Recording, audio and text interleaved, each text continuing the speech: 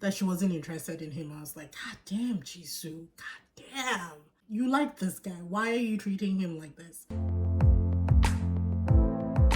Hi beautiful people, welcome back to my channel. If it's your first time, my name is Talia Adewale and this is DISBYDEM. I've been sick, still sick. I'm pretty sure you can hear it in my voice, but show waits for nobody. So today I'm going to be talking about episode 8 of Love After Divorce. The last episode we left off, they had done the age reveals and Tom was 44, Ricky 39, Dewey 39, Jimmy 38, and Jerome was 46. Sora's 33, Harim's 35, Benita's 37, Jisoo's 32, and Heejin is 36. Episode 8 starts off and it's day 5 at Dolsing, and if you guys remember, they only have 7 days in the house. They all rush downstairs because there's an opportunity for them to get dates, and it turns out that the dates are going to be a secret stamp date. So they set up this teepee for them by the pool, and they go one by one and they stamp their names on the boxes with who they want to go on a date with. The great thing is that everybody's getting their date regardless of who picks who. The downside is if multiple people pick one person, you're all going on a group date. So say Heejin stamps her name on Jimmy, but Jisoo also stamps her name for Jimmy, they're all going on a group date together.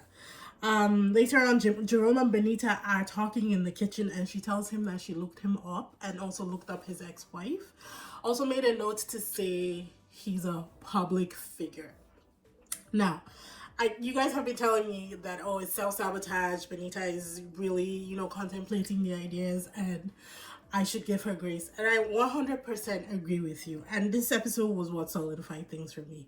It's so, what's the word? Everything is so compressed and it's such a different environment when they're in the house. And you can just see and read into everything. So I can tell that she likes him. So when she treats him the way she does, it really irks me because I'm like, you like this guy. Why are you treating him like this? And I figured out that it's because she likes him. So she's trying to test and probe and see if there's anything that can break that barrier or, break the idea, I guess, that she has of them being together. I don't know. She's just testing the waters to see if it's real. That's kind of like what I figured out. But anyways, Jerome goes upstairs and confides in Jimmy and says that he doesn't want Benita to suffer because she seems plagued by the fact that he was a public figure. And that's the thing, it was. Even the MCs made a point to say that nobody knows Jerome right now. You say Jerome and people are like, huh? It's in the past. He hasn't been that person for a long time. So it's still just, I don't know. Like, again, I'm giving Benita grace. It's only been 5 days. I'm trying to remember that. But it's just, I feel like there are different ways that she could have gone about this whole situation. Anyways, the stamping stats.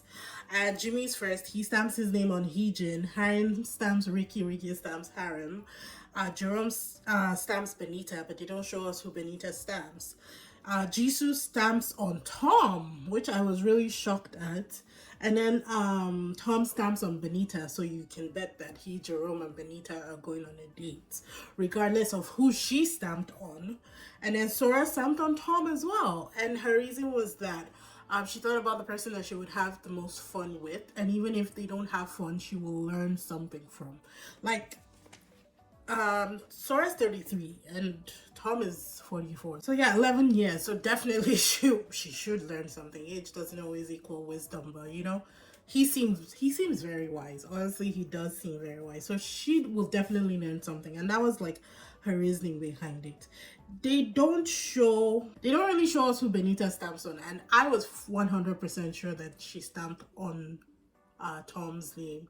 Results are revealed by lining up cars. So there are 3 cars, and each person comes out, opens an envelope, and enters the car that has the same number as the envelope they received. So you don't really know who's on your date until you're in the car.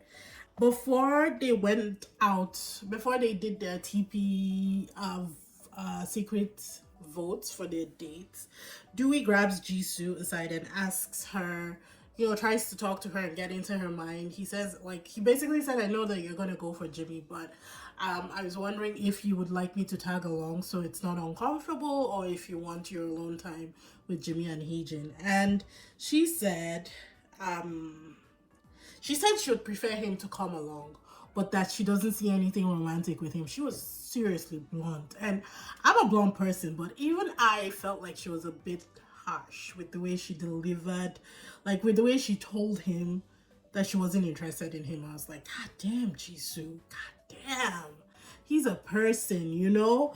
But I think he finally got the idea, or at least I thought that he did. But in the end, he still stamped Jisoo's name. And his reasoning was that he wanted to see how she behaved in a scenario where he wasn't really chasing her, right? So wanted to see if absence made the heart fonder.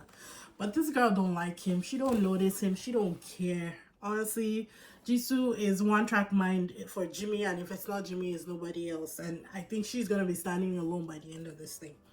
So the dates ended up being Heejin and Jimmy 101, Ricky and Harem 101, and everybody else was in Alaska. So Alaska had a group of 6 people. So it was Jerome, Benita, Jisoo, Tom, Sora, and Dewey. It was a huge group. Tom was disappointed. He was not happy at all. He wanted that one-on-one date with Benita. He was like craving it. He needed it. He wanted it. They revealed that the group of 6 are doing a survive the couple or something, a couple survival, and it was a paintball game. The game was pretty interesting though. And Jerome gets to work when they get there, helping Benita getting her set up, making sure that her vest was tied properly, her helmet was done properly.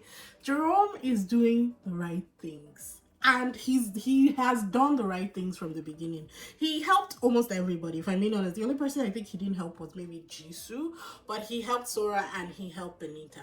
And Tom was just standing there, and it's like, you really want to show this girl that you're interested. Get in there, help, do something. Don't just let Jerome take the spotlight, you know? But whatever, the guys play rock, paper, scissors in order to pick their dates. Their couples.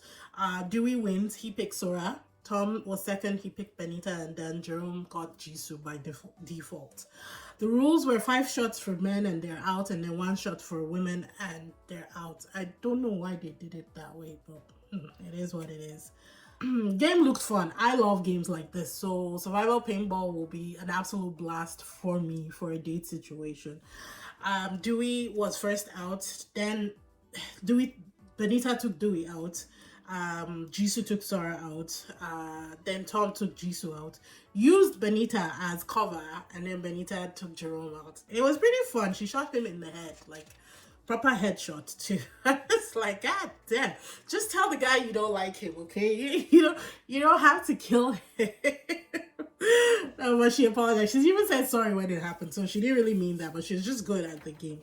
They now here finally reveal who Benita chose for the date, and she chose Jerome. And that was when I said, okay, Benita, I see you, you know, I get it now, I get it. Like, she is plagued by this, like, her affection for him, and so is looking for any opportunity, like any reason for it not to work out. It's exactly like the people who commented on my last videos. They said it's self-sabotage, and that's exactly what's happening, because the fact that she picked him for this secret date, even after talking to Tom the night before and agreeing with Tom that she will go on a one-on-one date with him, it speaks volumes. This woman likes Jerome. She really does, and she's just looking for any opportunity for it not to work, so she can be like, that's why I was hesitant. This is why I really didn't want to choose you. That's what she's doing. So it is 100% self-sabotage. After the games and everything, they have lunch, and Jerome flaunts his baby and their bracelet. I mean, Tom asked Benita about it, so Jerome had to show him the other half of it. It was only fair. They then head to the beach. And at the beach, I think it's time for their official one-on-one. So they set out 3 mats across the beach, just, you know, a few distances from each other. They play another round of rock, paper, scissors, but this time both female and male play rock, paper, scissors. So the first person here will be with the first person here, and second, third. And they just let fate decide who is getting matched up with whom. Jerome was first, Tom second, Dewey on the men's side. Benita was first, Sora second, Jisoo on the female side. So it kind of almost seems like fate is matching them up the way that they are supposed to be matched up in the first place. And then they switched to Heejin and Jimmy's dates, and then she asked him who his celebrity. They're talking in the car, you know.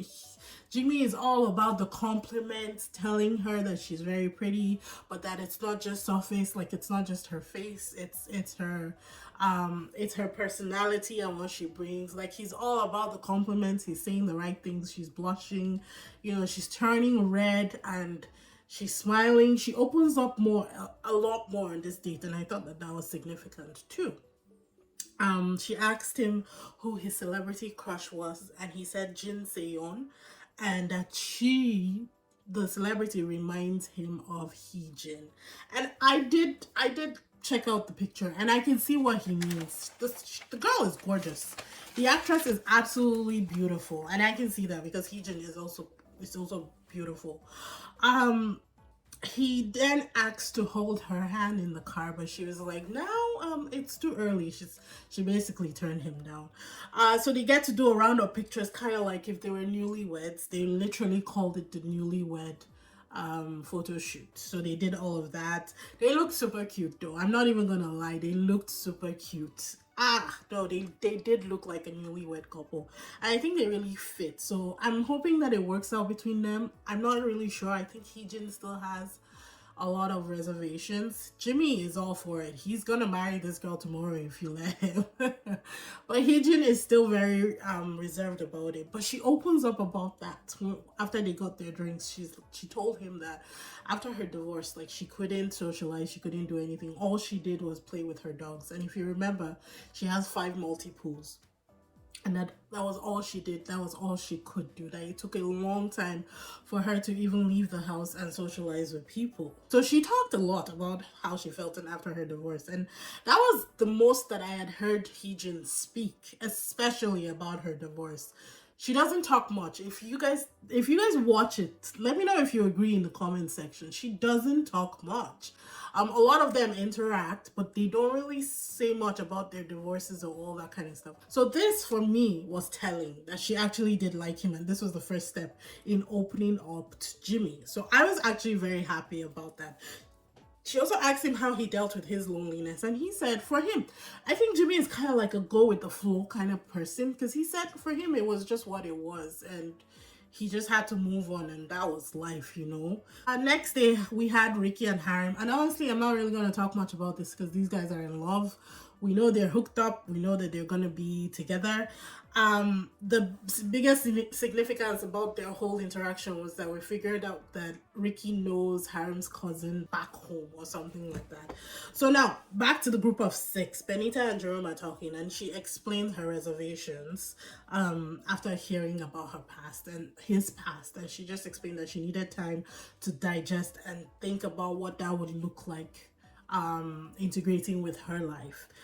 I had to remind myself again that it's only day 5, you know. It seems longer, but honestly, they've only known each other for a week at this point. But she's still not set on a decision yet. She's still trying to decide between him and Tom. And I had to write down here in capital letters. I was like, her reasons are valid, because they are. It's a huge thing to want to introduce somebody else into your life entirely with the way that you set up yourself. Much less of somebody who has a past in entertainment. And we don't even know about the kid's situation yet, which is what they're revealing in the next episode, which I'm so excited for.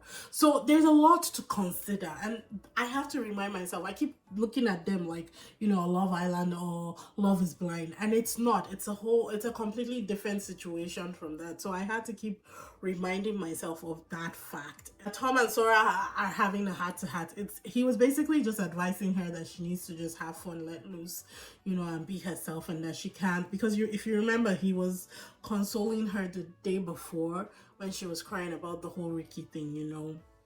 And so he was just being really nice and letting her know that she needs to just free her mind and enjoy herself and enjoy the journey, basically. Dewey and Jisoo, it was surface level. This girl don't like him. And unfortunately, I feel so sad for Dewey, because I think Dewey is actually a catch. I mean, he looks like a geek, but a lot of people that find that sexy. And underneath that, he's truly intelligent, but he also has fun. He knows how to have fun. So I just really feel bad for him that that's the road that he got stuck on, and the girl is like just not interested at all. Like, I don't feel bad, like, oh, I don't want her to like force herself into loving him, you know. That's not what I'm saying.